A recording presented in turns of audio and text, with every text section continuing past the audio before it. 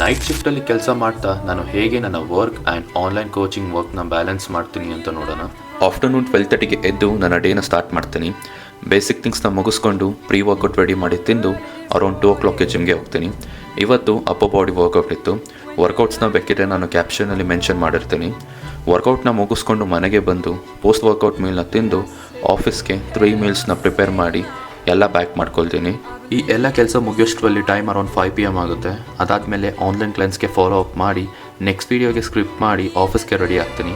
Cab around 6:30ಗೆ ಬರುತ್ತೆ. Office timing ಇರೋದು 7:30. So on the way ಆಫೀಸ್ಗೆ ಹೋಗ್ತಾ ನನ್ನ 3rd ಮೀಲ್ನ ಕನ್ಸ್ಯೂಮ್ ಮಾಡಿ 30 minutes ಸ್ನ್ಯಾಪ್ ತಗೊಳ್ತೀನಿ.